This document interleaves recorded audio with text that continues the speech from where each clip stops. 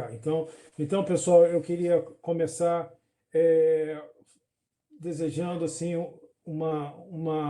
que esse momento triste nosso aqui que a gente está vivendo passe, e sou solidário às mesmas coisas que o Ronaldo falou, faço minhas palavras dele, rezando para que essa situação triste passe logo e que possamos comemorar a vida em breve.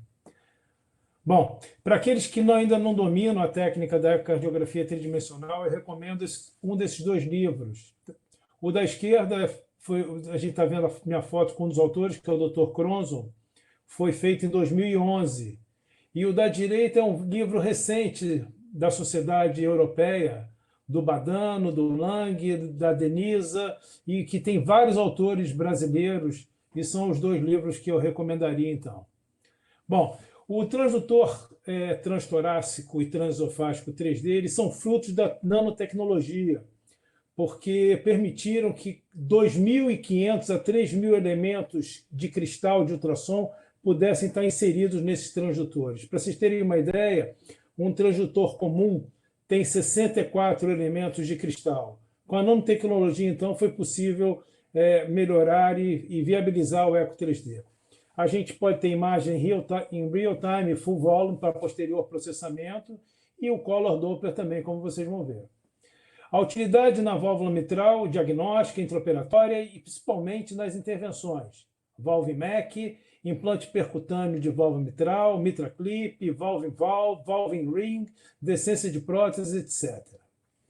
Aqui vocês estão vendo os primeiros protótipos de Eco 3D, que eles tinham como se fosse uma estrutura que fazia com que rodasse o transdutor e assim obtinha-se as imagens. A partir da nanotecnologia, da possibilidade de colocar muitos cristais de ultrassom, até mesmo o eco transesofágico 3D foi possível. Vocês estão vendo, esse é o primeiro transesofágico 3D, que era da Philips, que foi a primeira a ter o transesofágico 3D. Embaixo a gente está vendo a Santa Ceia, de Leonardo da Vinci. A gente está vendo ali no fundo, atrás de Cristo, a gente vê uma janela em que a gente tem a noção exata do que é o céu, do que é a terra, do que é um morro ali atrás. E esse degradê que o Leonardo da Vinci utilizou foi o que os engenheiros se basearam para fazer as imagens em 3D que são de nosso uso. Bom, então a gente pode utilizar, como eu falei, em full volume, né? Que a gente pode ter apenas um batimento cardíaco ou 6 batimentos cardíacos, dependendo do aparelho, né? A gente tem o Live 3D e tem o Zoom 3D. Eu gosto muito do Zoom 3D, que é aquele que a gente pega no aparelho da Philips, que pega o X-Plane, e no aparelho da GE, o 3D Zoom. Então, em relação ao full volume, quanto mais ciclos a gente puder obter, melhor a resolução, melhor o frame rate que a gente vai estar obtendo daquelas imagens, tá certo? Para ter um bom full volume, que não tenha artefato de costura, né, que é o stitching artifact, o ideal é que o paciente seja sinusal, tem uma apneia, então isso é muito factível durante o ato intraoperatório, a Miriam pode comentar depois. Então aqui está um exemplo de uma aquisição de imagem em 4 batimentos, compondo as imagens. Então, se o paciente faz uma apneia e se o ritmo está regular, a gente consegue uma boa imagem. Então aqui está representado a mesma coisa que eu falei para vocês. Bom, a válvula mitral, como vocês sabem, o nome de válvula mitral é por conta daquele chapéu que os sacerdotes usam, que olhando de cima parece muito com a anatomia da válvula mitral e foi descrita em 1543 por Andrea Vesalius. A primeira válvula a ser visualizada no eco modo M, foi a válvula mitral, né? Vocês estão vendo à esquerda uma válvula mitral normal, e à direita uma válvula reumática típica ao aspecto do modo M. Relembrando, então, a anatomia da válvula mitral, a válvula mitral ela tem o seu folheto anterior, que está em continuidade com as cúspides esquerda e não coronariana da válvula aórtica, né? E o folheto posterior, o seu músculo papilar, o anel. Lembrando, então, que a válvula mitral ela não é composta exclusivamente dos folhetos. Todo o aparelho subvalvar e o anel são peças importantes. É interessante que a visualização da válvula mitral no 3D ela é muito boa, porque a partir do esôfago, a válvula mitral fica exatamente perpendicular ao feixe de ultrassom. Então, como a gente sabe, em ecocardiografia, as imagens perpendiculares têm excelente visualização. Ao contrário da tricúspide, por exemplo, que não é perpendicular, e da válvula aórtica também, que chega a ser paralela ao feixe de ultrassom. Então, artefatos chamados dropouts são muito comuns em válvula aórtica, mas a imagem da mitral é muito boa, como vocês vão ver. Aqui está a distribuição das cordoalhas relacionadas aos músculos papilares anterolateral e posteromedial. Reparem vocês que os músculos papilares eles dão corda tanto para o folheto anterior quanto para o folheto posterior. Aqui está representado, então, novamente, o folheto anterior, o folheto posterior e as suas cordas. Reparem também que na posição entre A2 e P2 não existe cordoalhas. E as cordoalhas principais elas estão mais relacionadas ao bordo dos folhetos. Reparem também a presença do seio venoso coronariano, que fica em volta do anel posterior, e a artéria circunflexa, que também fica próximo, então, ao anel da mitral. Essa é uma visualização da válvula mitral no 3D, a partir, à esquerda, a partir, chamada in-face view também, seria uma simulação exata da visão do cirurgião. Então, a gente está vendo a aorta em cima, o folheto anterior, que em contato direto com a aorta, entre a aorta propriamente dita e o folheto anterior, tem a região chamada da cortina mitral aórtica, e à direita a gente está vendo a visualização a partir do ventrículo esquerdo. Esse é um exemplo de uma grande calcificação do anel mitral, a gente já pode vislumbrá-la no bidimensional, e à direita, no 3D, a gente tem esse aspecto em ferradura, que é uma grande calcificação do anel mitral posterior. Aqui uma prótese biológica, vista à esquerda a partir do ato esquerdo e à direita a partir do ventrículo esquerdo. Bom, essa peça aqui, essa peça anatômica foi colocada exatamente como se a gente pudesse estar vendo a partir do 3D. Então, repara na figura A de cima, a gente vê o ato esquerdo, o folheto mitral. À esquerda, a gente vê o apêndice atrial esquerdo. Essa comissura do apêndice atrial esquerdo é chamada comissura lateral. A outra comissura, que está à direita da válvula mitral, seria a comissura medial. Nos asteriscos, a gente está vendo representado o limite do trígono fibroso ou do anel anterior, que é uma estrutura muito mais rígida do que o anel posterior, que corresponde a todo o restante. E reparem vocês a proximidade das cúspides coronarianas, a cúspide não coronariana e a coronariana esquerda. Acima a gente vê a coronariana direita. Então, aí embaixo a gente vê a válvula mitral aberta, acima a gente vê a válvula mitral fechada. Reparem na peça anatômica que existem boceladuras da válvula, correspondem aos scallops das válvulas, que a gente vai falar um pouquinho mais para frente. É importante que o anel posterior corresponde a 2/3 do anel, enquanto o anel anterior, 1/3 do anel. Apesar disso, como o folheto anterior é um pouco mais longo, a superfície dos folhetos é muito semelhante. É possível, no 3D, a reconstrução do anel. Essa técnica é muito interessante e as medidas são muito semelhantes à anatomia. A válvula mitral ela é em cela, sendo que o diâmetro antero-posterior é menor que o diâmetro lateral, ou seja, o diâmetro entre as comissuras é menor que o diâmetro antero-posterior. A válvula mitral é em forma de célula. Vocês, a natureza foi sábia, vocês sabem muito bem que esse formato da batata Pringle, ele não é à toa. esse formato é o formato que tem a menor tensão entre os folhetos, e é muito raro, então, a gente ver uma batata dessas quebrada, porque essa morfologia diminui a tensão da estrutura.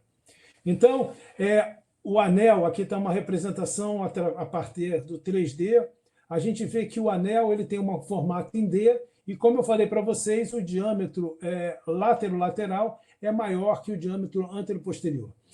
O diâmetro antero-posterior, ou seja, onde está localizada as cúspides aórticas, seria a parte mais levantada da cela, a parte que a gente, sentado no cavalo, a gente seguraria ela em cima.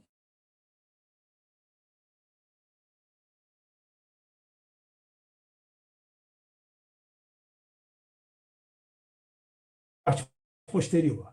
Essa é uma tabela, já existem tabelas comparando em sístole, na médio sístole, na diástole e na diástole precoce, na média diástole, porque o anel ele varia o seu diâmetro, as suas dimensões durante o ciclo cardíaco.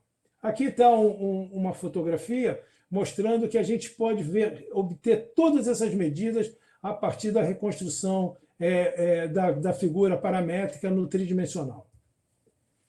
Então, a gente fazendo rotações no eixo, a gente consegue ver a válvula mitral. Reparem na figura direita que a esquerda é o apêndice atrial esquerdo. Então, essa comissura relacionada ao apêndice é a comissura lateral. Essa seria mais ou menos próximo à posição anatômica. A gente está vendo um outro corte aqui em 3D, com a anatomia comparando com a figura em 3D. Aqui mostrando a relação entre o folheto anterior da mitral e as cúspides coronarianas, no caso, a não coronariana é a coronariana esquerda, e a gente vê essa região chamada a cortina mitraórtica, que é a transição antes de chegar propriamente no folheto.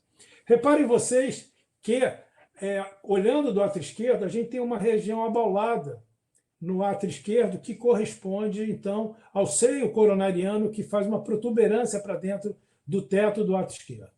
Aqui, novamente, representada essa protuberância, vocês estão vendo o apêndice também, e estão vendo a relação na figura D, relação com as cúspides aórticas. Novamente, no bidimensional, aquela protuberância, e a gente vê ela aqui na figura em 3D, que seria o seio não coronariano, nesse caso.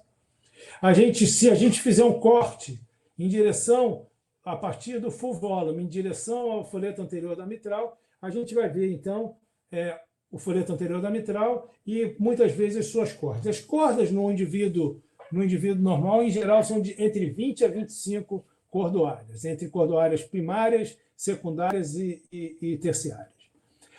É importante a gente saber diferenciar, a gente está vendo aqui na figura, no diagrama, a gente está vendo como é que a gente denomina, é importante a gente falar a mesma linguagem que os cirurgiões e que os hemodinamicistas. Então, à esquerda, relacionado ao apêndice atrial esquerdo, está a região de A1 e P1, no meio A2 e P2, e relacionado à comissura medial A3 e P3. E reparem vocês, na figura aqui, uma maneira de diferenciar o que é um cleft, uma indentação, e o que é um cleft. Na figura acima, na seta vermelha, a gente vê uma indentação. Na indentação, essa solução de continuidade não vai até o anel, ao contrário do cleft, que ele vai até o anel. Aqui está uma figura em 3D, no transtorácico, a gente vê um cleft anterior. Esse, em geral, é um cleft típico de uma doença do defeito do septo atrioventricular e comete o folheto anterior. Na estenose mitral, vocês estão vendo aqui uma estenose mitral reumática clássica, os scallops deixam de existir e a superfície da válvula fica mais regular. O eco tridimensional é muito bom para a gente chegar exatamente no ponto do funil que corresponde à estenose reumática e poder, então, fazer uma boa mensuração. Aqui está a planimetria. Aqui está um procedimento percutâneo de valvuloplastia mitral por balão, com balão de Inouye, no momento, então, que é feita as comissuras são abertas, vocês estão vendo aí o balão. Esse é um caso interessante, uma paciente de 85 anos com estenose mitral degenerativa. Vocês estão vendo aqui uma grande calcificação do anel mitral, ela já tinha uma core valve e ela estava em classe funcional 3/4. Então, ela não tinha possibilidade cirúrgica, nós optamos, então, fazer um valve em valve. Nós fizemos esse caso através do acesso transapical, com o coração batendo, uma pequena mini toracotomia, e temos vários casos de implante transeptal através da punção do septo interatrial. Aqui está a guia passando em direção ao átrio esquerdo, a válvula sendo aberta, e o resultado final, a paciente ficou livre da lesão valvar, ficou com refluxo periprotético, que durante o procedimento, até o final do procedimento, a válvula foi se acomodando e praticamente sumiu. Essa paciente tem vários anos, tem, eu acho que 3 ou 4 anos, e encontra-se muito bem em termos de insuficiência cardíaca. Também o eco 3D é excelente para a gente visualizar os refluxos periprotéticos. Reparem vocês que, nesse caso, existe um cleft no folheto posterior grande e a regurgitação se faz apenas pelo cleft. Esse é um caso de um prolapso ou ruptura de cordoária do segmento A2. Reparem que o jato no colorido, à esquerda visto do lado esquerdo e à direita visto, na figura C, visto a partir do ventrículo esquerdo. Reparem vocês que o refluxo se dá ao longo de todo esse segmento comprometido. Nós já fizemos uma impressão de válvula 3D em 2015, e o resultado é muito parecido com a peça anatômica. Lembrando a vocês, a classificação das lesões mitrais mais frequentes no mundo desenvolvido, não no nosso mundo, que a gente tem uma incidência grande de reumática, mas vocês estão vendo à esquerda uma degeneração fibroelástica, que é do paciente idoso. Reparem que tem um acinzentado, porque seria como se o desenho mostrasse que é uma estrutura mais translúcida. E a partir, então, indo para a direita, a gente tem uma degeneração fibroelástica um pouquinho maior, que é do idoso, né? A gente tem uma forma frusta de Barlow, que envolve menos scallops, e uma forma franca de Barlow, que tem prolapso de vários scallops. Vocês estão vendo aí representadas as cordas rotas. Então, aqui é o mesmo slide mostrando essa anatomia. Vocês estão vendo aqui uma insuficiência mitral funcional. O jato corre ao longo de toda a coaptação do folheto. Vocês estão vendo, essa é uma técnica, desculpe o slide, mas essa é uma técnica chamada transiluminação, que um dos fabricantes possui. Eles acreditam que isso possa melhorar a resolução das imagens. Aqui está representado uma prótese à esquerda, um folheto mitral à direita, novamente uma prótese. Eles acreditam que isso acrescenta em termos de resolução. A gente está vendo aqui um flail do folheto posterior, e mesmo usando um eco transtorácico, é possível a gente ver exatamente a região que está tendo o problema, no caso, uma região de P1 para P2. Então, o transtorácico já pode dar uma pista, não com tanta resolução como o transesofágico. Aqui um outro paciente que tem uma lesão no folheto anterior, e na região de A2 para A3. Esse é um caso clássico de uma insuficiência mitral isquêmica por infarto inferior. Reparem que a regurgitação acontece mais no segmento P3. O método é muito bom para a gente fazer o cálculo exato da vena contrata e mostrar que muitas vezes o PISA pode não ser fidedigno, porque o jato pode não ser localizado em um segmento apenas, como é no caso das insuficiências mitrais funcionais. Aqui está uma outra ruptura de cordoalha entre A1 e P1. Não esquecer da disjunção mitral, que tem se falado bastante, em que o folheto mitral, na verdade, não se insere no músculo do ventrículo, e sim no músculo do átrio. Esse tem sido apontado como um fator arritmogênico no prolapso mitral e relacionado à morte súbita também e à presença de arritmias e de fibroses. E é importante a gente diferenciar o que é o flail do billowing. O billowing, as cordas são alongadas e a ponta do folheto não está invertida em direção ao átrio esquerdo, como nos casos do flail que vocês estão vendo à direita. É importante também que a gente use um novo conceito. Lembre de um novo conceito que está sendo falado bastante, que é da insuficiência mitral atriogênica. A gente já conhecia a insuficiência mitral funcional relacionada ao ventrículo esquerdo, mas reparem vocês que na atriogênica, no caso de paciente com insuficiência mitral, o anel é muito maior costuma ser maior, né, do que o da funcional, e o tethering, que é o ponto de coaptação dentro do ventrículo, está presente na funcional e não na atriogênica. Esse é um exemplo de um paciente com prolapso grande do folheto posterior, com cleft. A gente está vendo um paciente que foi operado de uma degeneração caseosa do anel mitral, e a parte da degeneração soltou um ano depois, e o paciente fez um AVC. Aí vocês estão vendo. A gente está vendo aqui uma lesão em A2, com ruptura de cordoalha. Novamente aqui um zoom dessa imagem. Um zoom novamente. Ronaldo, eu acho que mais 5 minutinhos eu termino. A gente está vendo um flail, vocês podem observar a ruptura de uma corda rota no segmento A3. Esse é um paciente de 80 anos que deu a entrada no nosso hospital com choque cardiogênico por uma grande ruptura de cordoalha. Esse paciente não tinha condição cirúrgica, era um paciente de POC da 8ª década, foi colocada e foi feito então o implante de MitraClip, e esse paciente evoluiu muito bem.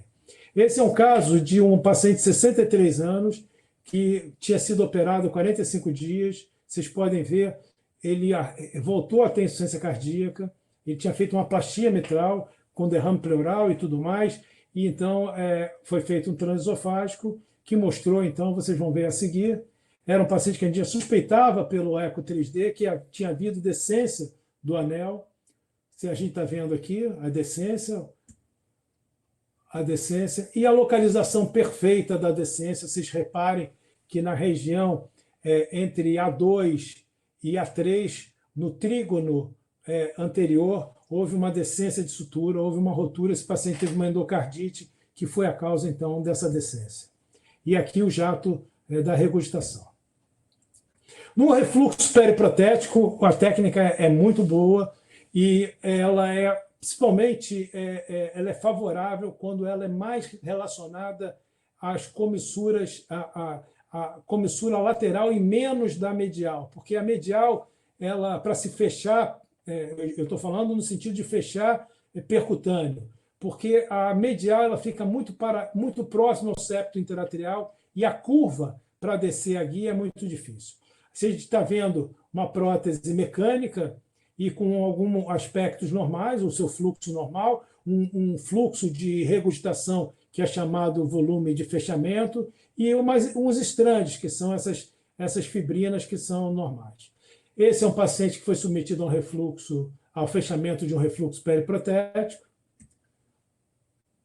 uma grande insuficiência mitral periprotética, insuficiência protética. Aqui a guia, foram passadas 2 guias, porque a expectativa era de que fosse um procedimento que fosse precisar de mais de um plug. Vocês estão vendo um plug colocado. Aqui o hemodinamicista tentando passar pelo buraco.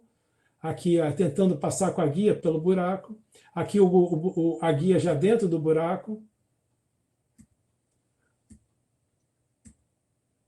Dentro do buraco. As duas guias dentro do buraco.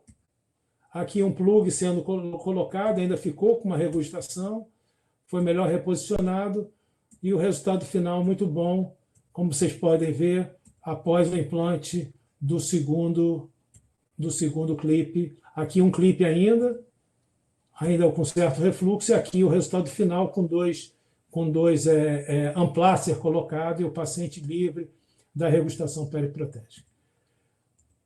E o resultado final, então, foi esse. Então, era isso que eu tinha para dizer para vocês.